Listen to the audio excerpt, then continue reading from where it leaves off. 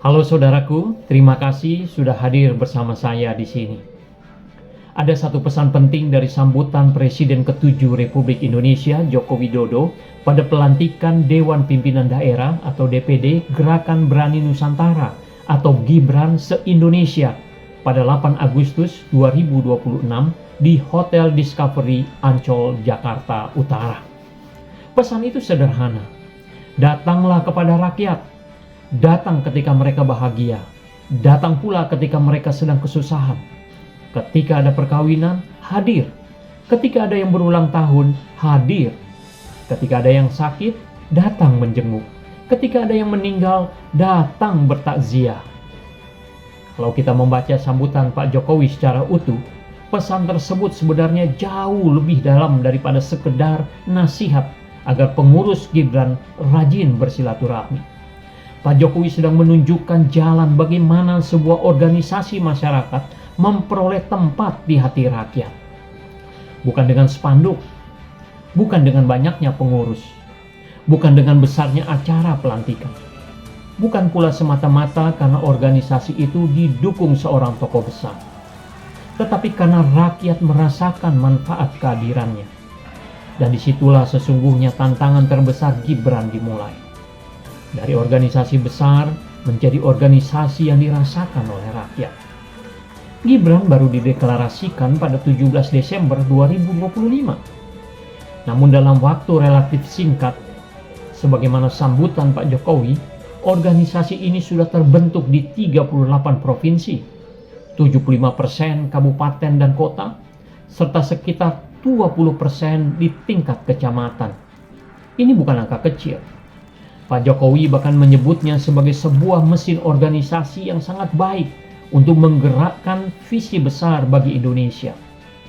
Tetapi sebuah mesin tidak dinilai hanya karena mesinnya besar. Mesin dinilai dari apa yang mampu dikerjakannya.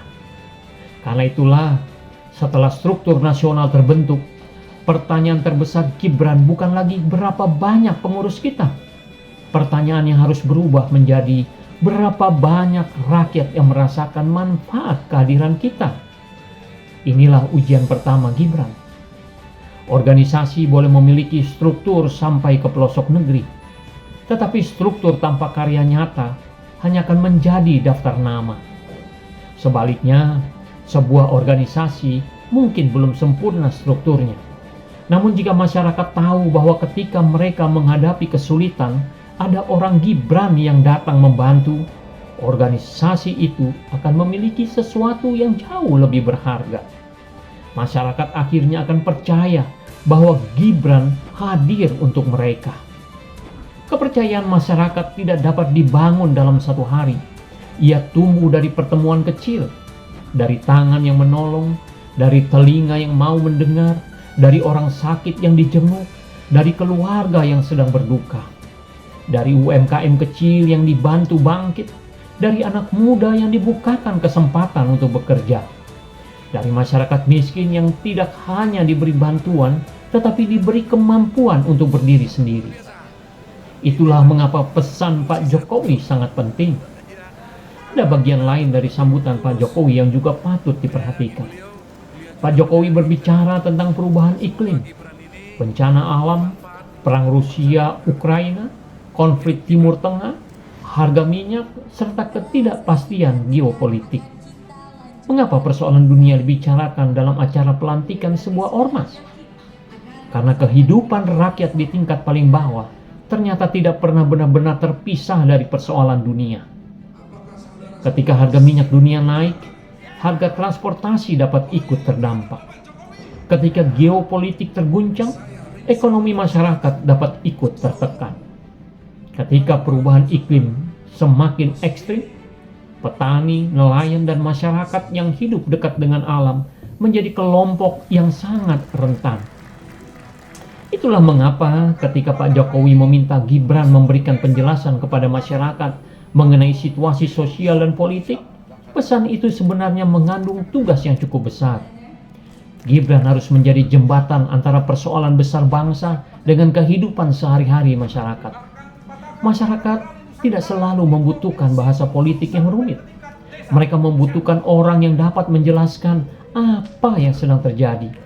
Mengapa harga-harga naik? Mengapa lapangan kerja sulit? Mengapa banjir semakin sering? Apa yang dapat dilakukan masyarakat? Kemana mereka harus meminta bantuan? Dan bagaimana mereka dapat menyelesaikan persoalan di lingkungannya? Disinilah Gibran dapat menemukan peran strategisnya.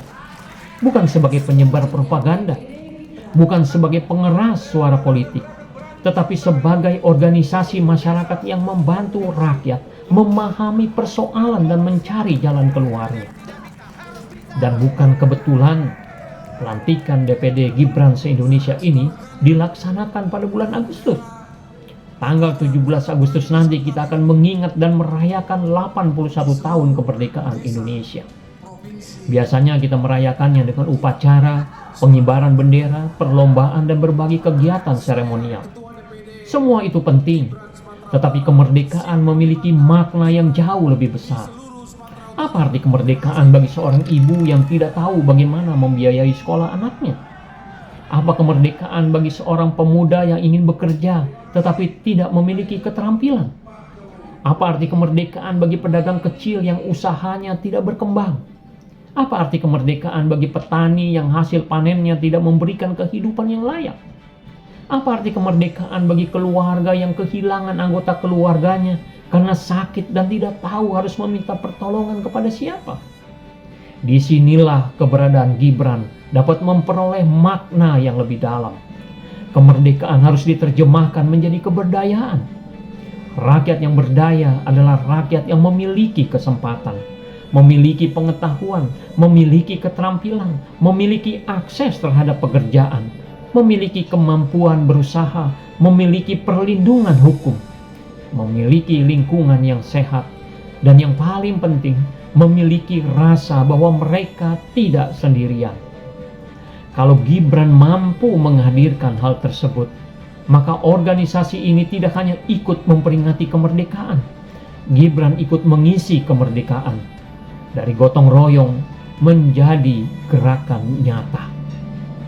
Dalam tujuan organisasinya, Gibran menempatkan gotong royong, Pancasila, persatuan, pemberdayaan masyarakat, pelayanan sosial, bantuan hukum, lingkungan hidup, dan pengembangan UMKM sebagai bagian penting dari gerakannya.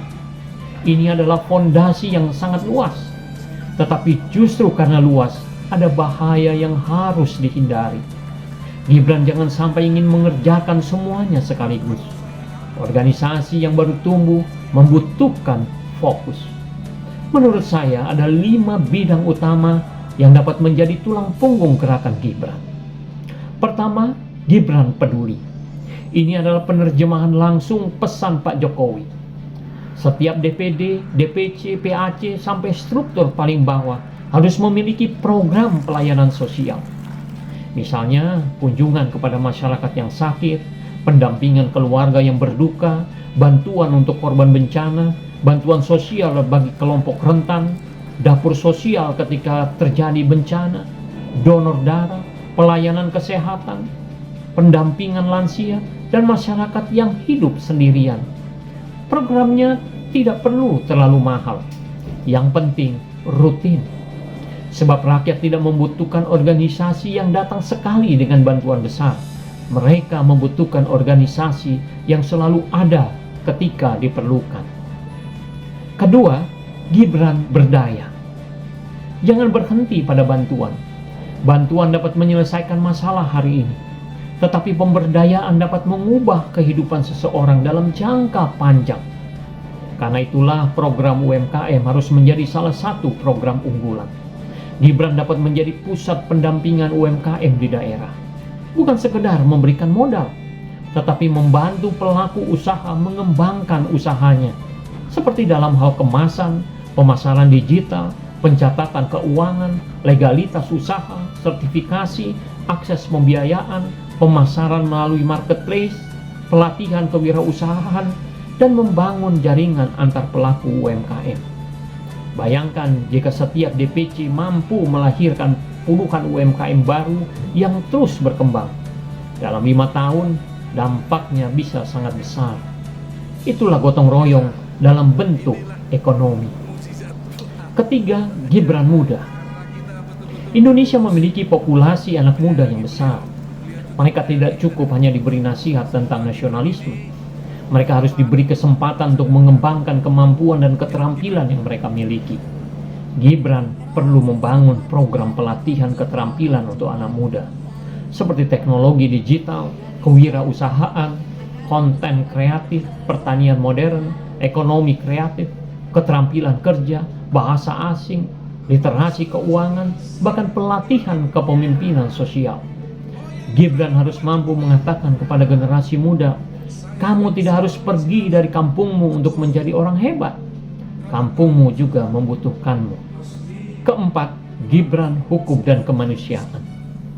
Gibran memiliki tujuan memberikan pelayanan hukum kepada masyarakat. Ini bisa menjadi program yang sangat penting. Banyak masyarakat kecil tidak memahami hak-haknya. Mereka berhadapan dengan persoalan pertanahan, ketenaga kerjaan, keluarga, utang piutang, administrasi kependudukan, kekerasan, maupun persoalan hukum lainnya. Gibran dapat membangun jaringan bantuan hukum dengan melibatkan advokat, akademisi, dan lembaga yang kompeten. Namun harus dijaga satu prinsip. Membela masyarakat bukan berarti membela kesalahan. Pendampingan hukum harus berpijak pada hukum, keadilan, dan kebenaran.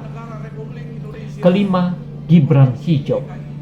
Perubahan iklim yang disebut Pak Jokowi juga harus diterjemahkan menjadi program konkret. Gibran dapat membuat gerakan penghijauan berbasis masyarakat.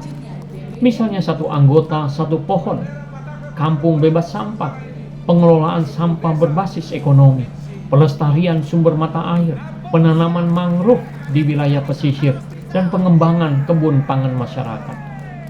Program lingkungan tidak boleh berhenti pada seremoni menanam pohon. Yang lebih penting adalah merawat pohon sampai tumbuh. Itu juga filosofi organisasi. Membangun tidak cukup dengan menanam, harus merawat. Gibran juga harus memiliki wajah rakyat. Ada satu pesan Pak Jokowi yang menurut saya sangat kuat. Datang pada saat masyarakat bahagia dan datang pula ketika masyarakat sedang kesusahan. Kalimat sederhana ini sebenarnya dapat menjadi identitas Gibran. Bayangkan jika di setiap desa masyarakat mengenal satu kalimat. Kalau ada persoalan, ada Gibran. Bukan karena Gibran selalu memiliki uang, tetapi karena Gibran selalu memiliki orang yang mau datang, mau mendengar, mau membantu, mau menghubungkan masyarakat dengan pihak yang dapat memberikan solusi.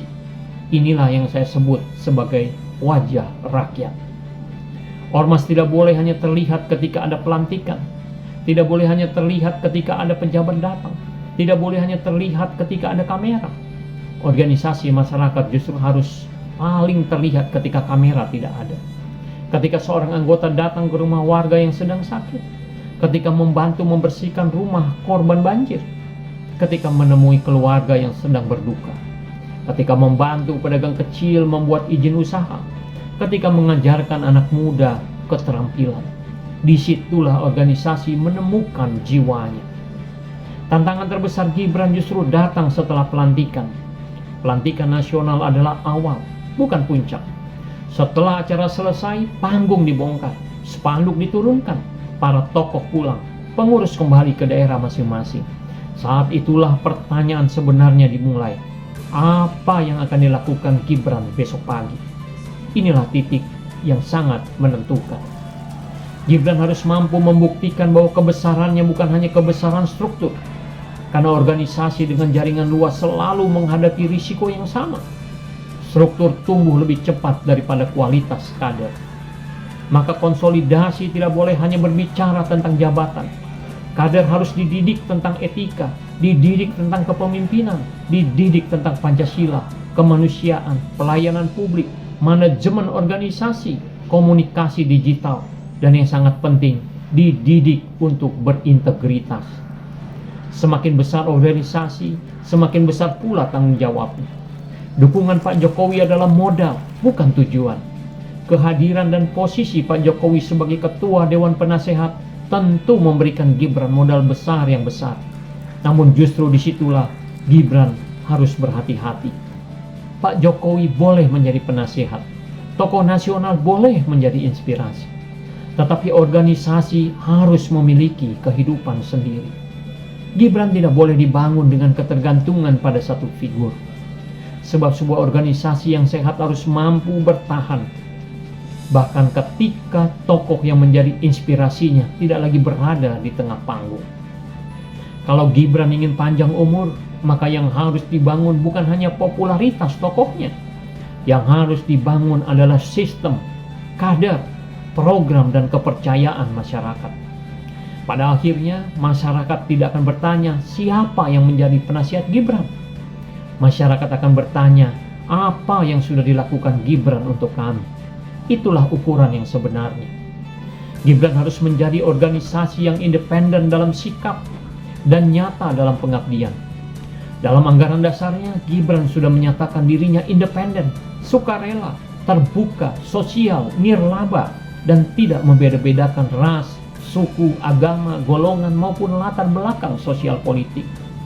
Prinsip tersebut perlu dijaga, terutama karena Indonesia adalah negara yang sangat majemuk. Gibran harus menjadi rumah bersama. Orang berbeda agama dapat bekerja bersama. Orang berbeda suku dapat bekerja bersama. Orang berbeda pilihan politik dapat membantu sesama. Karena ketika seseorang sakit, penyakit tidak bertanya siapa pilihan politiknya. Ketika rumah seseorang terbakar, api tidak bertanya apa agamanya. Ketika banjir datang, air tidak memilih suku. Dan ketika seseorang lapar, perut tidak mengenal partai politik. Kemanusiaan harus berada di atas perbedaan. Itulah gotong royong Indonesia. Dan Gibran adalah sebuah kesempatan besar. Gibran masih sangat muda. Karena itu tidak adil jika sekarang kita menuntut organisasi ini sudah sempurna. Justru masa awal adalah masa yang paling menentukan untuk berjalan ke arah yang benar. Gibran adalah organisasi yang memiliki modal dan kekuatan yang cukup besar, seperti struktur yang berkembang cepat, visi sosial, jaringan nasional, semangat gotong royong, perhatian terhadap UMKM, kepedulian terhadap lingkungan, pelayanan hukum, serta dukungan moral dari tokoh nasional. Tetapi semua itu baru modal, belum menjadi prestasi. Prestasi baru lahir ketika program berjalan, ketika masyarakat terbantu, ketika UMKM tumbuh, ketika anak muda memperoleh pekerjaan, ketika korban bencana mendapatkan pertolongan, ketika masyarakat mendapatkan akses perlindungan hukum, ketika lingkungan menjadi lebih baik, dan ketika masyarakat mulai berkata, Gibran memang ada untuk rakyat. Karena itulah, Gibran harus menolong masyarakat untuk merasakan makna kemerdekaan dalam hidup mereka. Bisa jadi inilah makna terdalam dari sambutan Pak Jokowi kepada Gibran. Beliau tidak memberikan sebuah pidato yang penuh dengan teori organisasi. Beliau memberikan pesan dan tugas. Datanglah kepada rakyat. Datang ketika mereka bahagia. Datang ketika mereka kesusahan. Dengarkan mereka. Dampingi mereka. Bantu mereka. Berdayakan mereka. Dan jangan meninggalkan mereka setelah kamera berhenti merekam.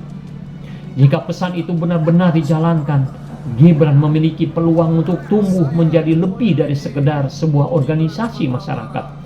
Gibran dapat menjadi gerakan sosial yang hidup di tengah masyarakat. Mesinnya adalah organisasi, bahan bakarnya adalah gotong royong, arah jalannya adalah Pancasila, kekuatannya adalah persaudaraan, dan tujuannya adalah manusia Indonesia sejahtera. Sebab pada akhirnya, ukuran keberhasilan sebuah ormas bukanlah seberapa besar gedung sekretariatnya, bukan pula seberapa banyak pejabat yang hadir dalam acaranya, bukan seberapa besar spanduknya. Ukuran keberhasilan sebuah organisasi masyarakat adalah satu, ketika rakyat merasa hidupnya menjadi lebih baik karena organisasi itu hadir. Dan jika Gibran mampu mencapai titik itu, maka kehadirannya pada usia 81 tahun Republik Indonesia, Gibran bukan sekedar menambah jumlah organisasi masyarakat di Indonesia. Ia akan menjadi bagian dari cara bangsa ini mengisi kemerdekaan. Merdeka bukan hanya bebas dari penjajahan. Merdeka adalah ketika rakyat memiliki kesempatan untuk hidup bermartabat, berdiri dengan kekuatannya sendiri, dan tahu bahwa di tengah kesulitan mereka tidak sendirian. Itulah kemerdekaan yang harus Gibran perjuangkan, dan bisa jadi itulah pula keberanian Gibran yang sesungguhnya. Berani hadir, berani peduli, berani membantu, berani memberdayakan, berani menyuarakan kebenaran, berani menegakkan keadilan, dan berani bekerja untuk rakyat. Itulah Gibran, Gerakan Berani Nusantara. Saya Syarif Sibela Rasa, sampai jumpa di ulasan berikutnya. Mari kita menguatkan akal sehat dan terus menjaga hati nurani.